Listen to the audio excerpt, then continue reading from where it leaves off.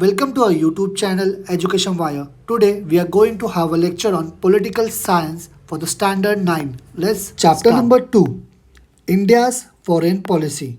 What we are going to learn in this chapter, we are going to learn about the meaning of foreign policy, what are the factors that makes an impact on it, and the nature of India's foreign policy. Okay, foreign policy, its meaning and importance. Okay, all countries of the world are members of the international system. हम लोग ने already पढ़ा है कि none of this countries is completely self reliant. उनको दूसरे country के ऊपर डिपेंडेंट रहना ही पड़ता है.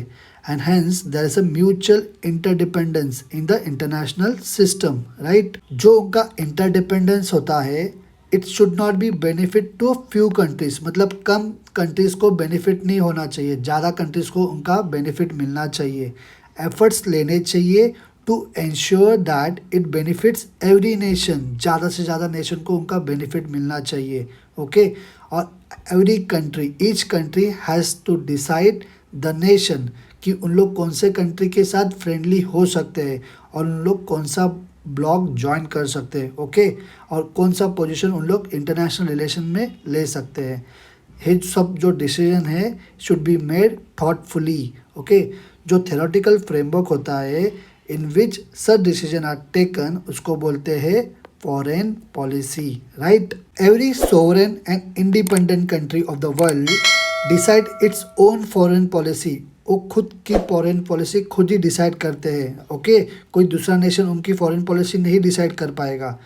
Hence in the discipline of international politics which studies the international relation between Nations, foreign policy has an important place. Okay, do you no, जब भी हमको किसी भी कंट्री का स्टडी करना होगा then it is necessary to understand its constitution. उस country का हमको कॉन्स्टिट्यूशन को समझना पड़ेगा and its foreign policy if we want to know about a country. Okay, national interest, we just understood what foreign policy means. Right, national interest और foreign policy they are closely connected to each other.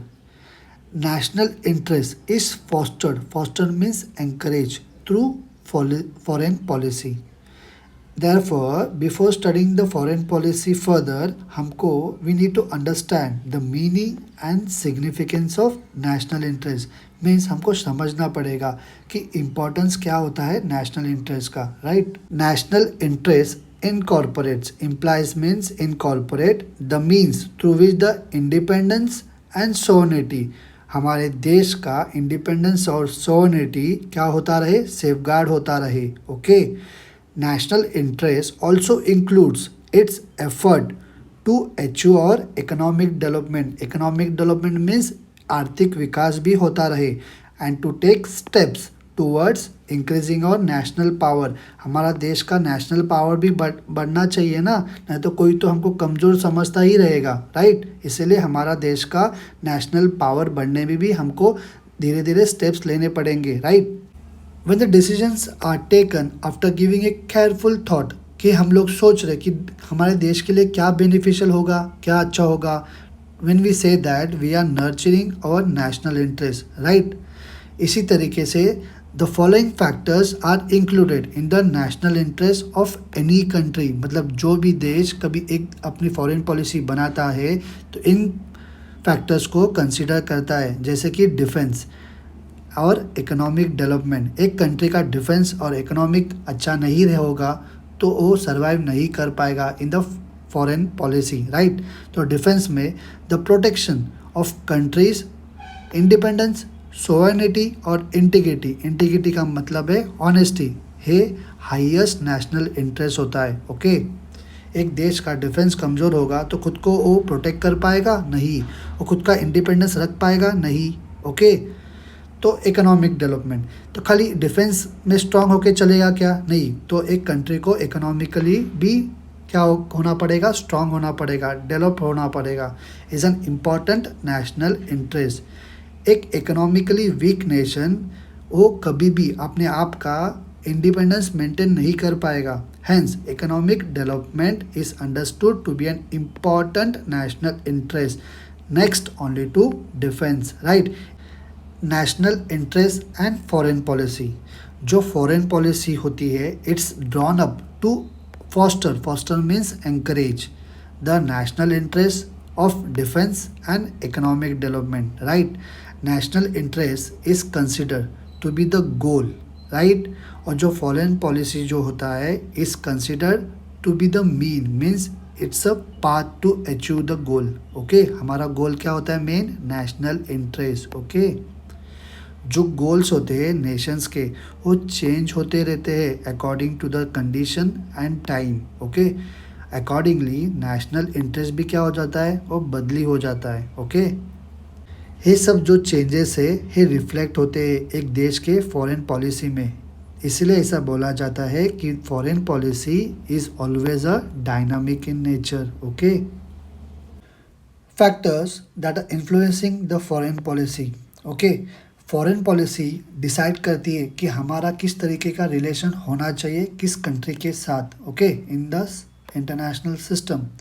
But several factors जो affect करती है foreign policy को while it is being decided, okay? तो उसमें ऐसे कौन से है? तो उसमें फर्स्ट है geographical location, okay? Second one political system, third one जो है वो इकोनॉमी है, जो फोर्थ वन है वो पॉलिटिकल लीडरशिप है, और जो फिफ्थ वन है वो एडमिनिस्ट्रेटिव फैक्टर्स है, ओके? ये सब सारी चीज़ें क्या करते हैं? डिसाइड करते हैं, अफेक्ट करते हैं फॉरेन पॉलिसी को जब भी हम लोग उसको बनाते हैं, okay? First point, geographical location. This are the factors that affect the foreign policy, okay? I hope so अब लोगों ने ग्लोब या मैप देखा होगा वर्ल्ड का। You can see the geographical location of any nation from that.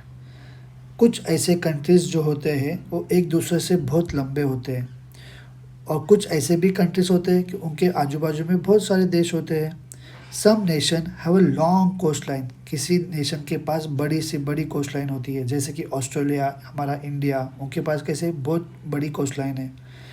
While some have plenty of mineral wealth, मतलब कुछ ऐसे नेशंस होते हैं उनके पास बहुत सारा मिनरल वेल्थ होता है। In sum the size, population, topography, coastline, availability of natural resources, all these factors need to be considered. इन सारे factors को क्या करना पड़ता है? consider करना पड़ता है while deciding the foreign policy of any country, okay? Second factor that are affecting the foreign policy is the political system. एक डेमोक्रेटिक पॉलिटिकल सिस्टम में जो कि हमारे भारत का है, नेशन का जो पार्लियामेंट होता है वो मेजर रोल प्ले करता है in evolving foreign policy. Different aspects means अलग अलग आइडियाज़ आते हैं पार्लियामेंट में डिस्कशन के लिए। अपोजिशन पार्टी क्या करती है? उसको रेगुलेट करने को ट्राई करती है, रेगुलेट मीन्स कंट्रोल करने को ट्राई करती है वो फॉरेन पॉलिसी को, okay, by raising the question for the same. जब कभी एक फॉरेन पॉलिसी को शेप देना होता है, जो फेडरल पॉलिटिकल सिस्टम होता है, they have to take into account the inclination of the constituent states, क्योंकि जो अफेयर्स होते हैं नेबरिंग कंट्रीज़ में वो भी क्या करते हैं? अफेक्ट करते हैं कॉन्स्टिट्यूएंट स्टेट्स को, ओके? फॉर एग्जांपल कुछ भी समझो इवेंट्स हो गए श्रीलंका में, वो हमारे तमिलनाडु को अफेक्ट कर सकते हैं। और समझो कुछ इरेगुलरिटीज़ बांग्लादेश में हो रहे होंगे, वो हमारे वेस्ट बंगाल को अफेक्ट कर सकते हैं, ओके? उसी तरीके से नॉर्थ ईस्टर्न जो हमारे इंडियन स्टेट्स है उनको भी उनका अफेक्ट हो सकता है। Then why should this to be done?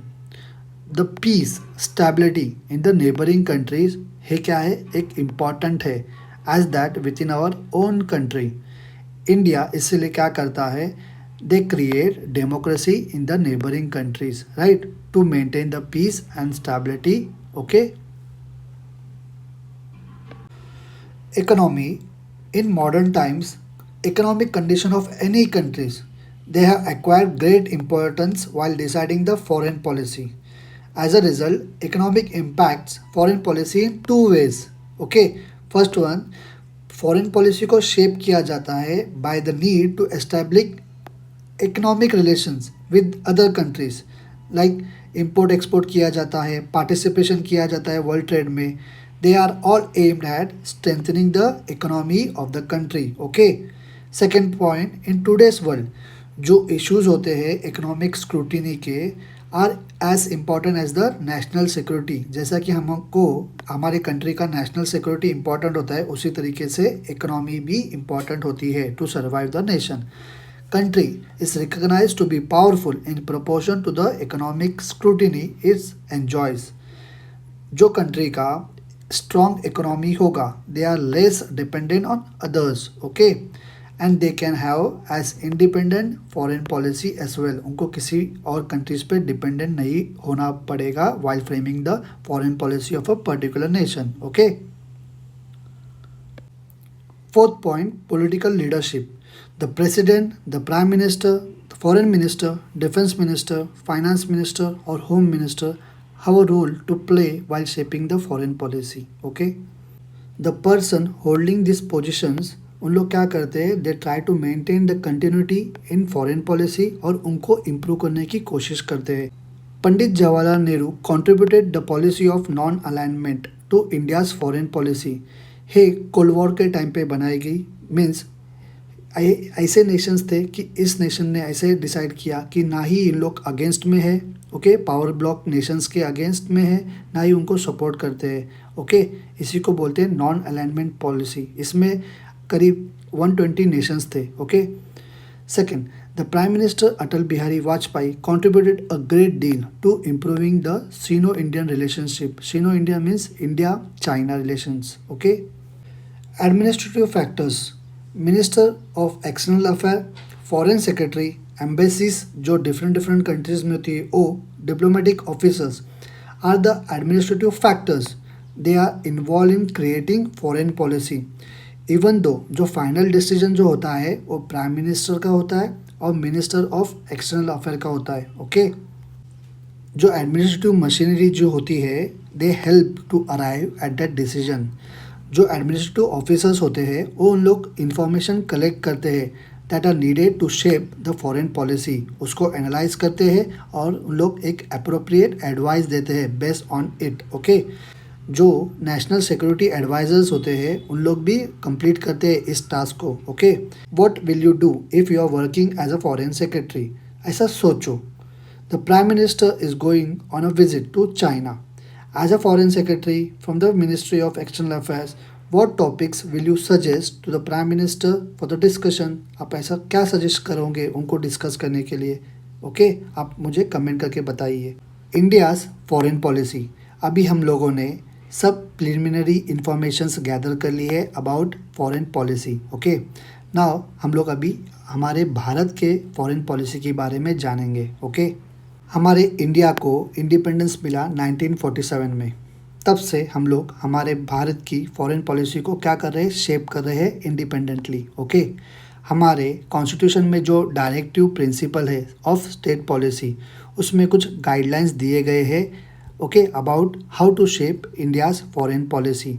वो कहाँ पे है? वो है आर्टिकल 51 में, among the directive principle of state policy, okay. उसमें ऐसा फ्रेमवर्क दिया गया है about the foreign policy.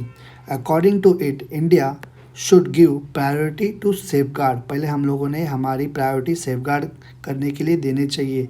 For what? For international peace and security. और जो भी कुछ कॉन्फ्लिक्ट होगा उसको रिजॉल्व करना चाहिए, ओके। जो भी इंटरनेशनल प्रॉब्लम्स हो, डिस्प्यूट हो, उसको हम लोगों ने बाय पीसफुल मीन से उसको क्या करना चाहिए, रिजॉल्व करना चाहिए, ओके। जो ऑब्जेक्टिव्स है हमारे फॉरेन पॉलिसी का वो है to maintain friendly relations with other nation and respect international laws, okay. India की जो फॉरेन पॉलिसी है अभी तक has been developed in this framework, मतलब इसी फ्रेमवर्क में अभी तक हमारी पॉलिसी क्या हो रही है, डेवलप होती जा रही है, okay. There are some more objectives of India's foreign policy, okay.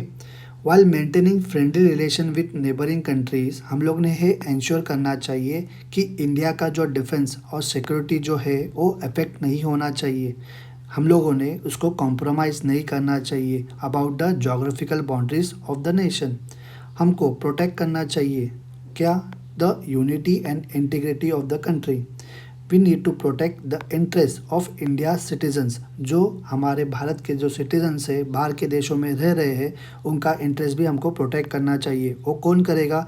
वो जो रिस्पॉन्सिबिलिटी है वो that will be fulfilled by the Indian embassies. जो इंडियन एम्बेसीज जो बाहर के देशों में, भारत के जो एम्बेसीज को काम करते हैं, वो रिस्पॉन्सिबिलिटी फुलफिल करते हैं। हमको एस्टैब्लिश करना चाहिए economic and commercial relation with other countries for achieving economic development of India. Okay, now we will take a review of India's foreign policy. Okay, we shall take a review of India's foreign policy in two stages. दो stages में हम लोग उसका review लेंगे। The period from independence to 1990 उसको हम लोग first stage में कंसीडर करेंगे, और जो सेकेंड स्टेज है उसको हम लोग कंसीडर करेंगे from the period from 1990 till death. Okay, India's foreign policy. Prime Minister Nehru shaped India's foreign policy in the early phase, right? He strongly opposed colonialism through India's foreign policy. Colonialism कौन कर रहे थे? Britishers कर रहे थे. That Nehru opposed that strongly. Okay, he took internationalist position and gave priority to global peace and security. तीन things ऐसे हैं जो इन्फ्लुएंस करते हैं इंडियाज़ के फॉरेन पॉलिसी को इस पीरियड में। ओके, हमारा जो फॉरेन पॉलिसी का जो सेंट्रल फीचर्स था वो क्या था? वो पीस था हमेशा। Okay, we made an effort to understand all international events and development independently without any pressure. हमारे ऊपर कोई प्रेशर हम लोग नहीं लेके हम लोग इसको फॉलो करते गए। जो सेकेंड जो पॉइंट था, threat from China and Pakistan were also taken into account in this period. One more feature of India's foreign policy at this time was insistent on self-reliance. मतलब हम लोग का ऐसा एक गोल था कि हम लोग खुद के ऊपर ज़्यादा डिपेंडेंट रहे, ना कि ज़्यादा दूसरे के ऊपर डिपेंड रहे। ओके, इन द बिगिनिंग हमारे इंडिया ने ऐसा डिसाइड किया कि जो एशिया में के जो कंट्रीज़ है उनके साथ रिलेशंस इंप्रूव करने को। Okay, efforts were taken to cooperate with the Asian countries. हमारा गोल क्या था? To achieve development and to keep independence intact. Okay, ये जो कंसेप्ट था रीजनल डेवलपमेंट का, ये आगे जाके एक्सपांड हो गया। Okay, to Africa as well. मतलब वहाँ के कंट्रीज़ को भी हम लोगों ने क्या किया? हमारे साथ लाया फॉर द रीजनल डेवलपमेंट के इसमें गोल में। बट कुछ एशियन कंट्रीज़ और अफ्रीकन कंट्रीज़ जो थे उन्होंने पार्टिसिपेट किया था मिलिट्री पैक्ट में। ओके, किसके साथ? It was lead by America and the Soviet union means Russia. इस वजह से ये जो प्रोसेस है वो रुक गया। It stopped the process of regional development. Okay, after this countries of Asia and Africa, जो कंट्रीज ने पार्टिसिपेट नहीं किया इस मिलिट्री पैक्ट में, उन्होंने सपोर्ट किया कौन से कंसेप्ट को? The concept of non alignment. Okay, peace and freedom became the fundamental principle of non-alignment. Okay, it's an important point, आप मार्क करके रखो। इसी पीरियड में इंडिया को हमारे फेस करना पड़ा conflict. Okay, with neighbouring countries. War हुआ between India and Pakistan over the question of Kashmir. Okay, in 1947-48 में और 1965 में। मगर जो थर्ड वॉर हुआ जो कि 1971 में हुआ, पाकिस्तान के हम लोगों ने टुकड़े कर दिए। That broke apart and independent Bangladesh create हुआ उस टाइम पे। ओके, फिर in the decade of 1970s there came about some stability. India के फॉरेन पॉलिसी में एक स्टेबिलिटी आ गई। ओके, इंडिया एक पावरफुल रीजनल पावर बन गया। विच रीजन में? इन साउथ एशिया रीजन में। ओके, कैसे? क्योंकि इंडिया ने एक न्यूक्लियर टेस्ट को कंडक्ट किया था इन 1974। ओके, इंडिया ने प्रूव किया कि डेट हम लोग भी एक न्यूक्लियर कैपेबल देश है। ओके, 1980 के बाद however some changes begin to take place. हम लोगों ने साउथ एशियन कंट्रीज़ के साथ कोऑपरेशन बढ़ाने के लिए south Asian association for regional cooperation को एस्टैब्लिश कर दिया। ओके, कुछ अच्छा रिलेशन बढ़ाने के लिए हम लोगों ने डायलॉग स्टार्ट किए। Okay, with China. Also started interaction with America for cooperation in the field of security. Okay, first stage 1947 to 1990 India ने अडॉप्ट की थी policy of non alignment in the context of cold war. Okay, इससे हम लोगों ने priority दी to maintain friendly relation with all nations and to taking the help of required for the development from different countries, okay. क्योंकि हमको हमारे लिए सबसे इम्पोर्टेंट क्या था, development, okay. Due to this policy of non alignment India could get aid, हम लोग की इस पॉलिसी की वजह से हम लोग को बोथ द सुपर पावर्स के पास से हमको क्या मिल रहा था, मदद मिल रहा था। Both the super powers means which Nations, US and Soviet Russia, right. There was lot of stress on improving and strengthening, मतलब हमारे ऊपर एक स्ट्रेस बना हुआ था कि हमको हमारा जो डिफेंस सेक्टर है उसको इम्प्रूव करना है, उसको मजबूत भी करना है, बिकॉज हम लोग को वॉर भी लड़ना पड़ा ना with China and the Pakistan. इसीलिए हम लोगों ने जो टेक्नोलॉजी का जो रिक्वायरमेंट था for this was imported from the foreign countries. कहाँ से, तो Russia, France and Germany, that help India in this matter, okay. जैसा कि मैंने आपको बताया, इसी पीरियड में India had to face some challenges like the conflict with Pakistan, creation of Bangladesh and conflict with China also, okay. फिर इस सब में कंट्रीब्यूशन क्या था पंडित जी का to the India's foreign policy. उनका स्टैंड ऐसा था कि हमारे इंडिया ने should independently understand the international affairs. उन्होंने फॉलो किया the policy of peace, okay. Second stage 1991 till date, India की जो फॉरेन पॉलिसी थी वो ज़्यादा कॉम्प्रेहेंसिव और डायनामिक हो गई, शार्प हो गई in the second stage. In the post cold war period means after the cold war, जो प्रायोरिटी था वो खाली अभी पॉलिटिकल और मिलिट्री रिलेशंस के लिए नहीं, तो अभी जो डायमेंशन था वो बढ़ गया। लाइक हमारा जो फोकस था वो इकोनॉमी, ट्रेड, एजुकेशन और टेक्नोलॉजी के ऊपर आ गया। ये सब भी चीज़ें फॉरेन पॉलिसी में इंक्लूड हो गई। आफ्टर 1991 इंडिया ने रिड्यूस कर दिया जो गवर्नमेंट का जो कंट्रोल था ओवर द इकोनॉमी, वो कम कर दिया और अडॉप्ट कर ली फ्री मार्केट पॉलिसी, ओके। इसी के साथ फिर नेचुरली क्या हो गया, there was an increase in the trade with the neighbouring countries. हमारा जो शेयर था वर्ल्ड ट्रेड में वो भी बढ़ गया।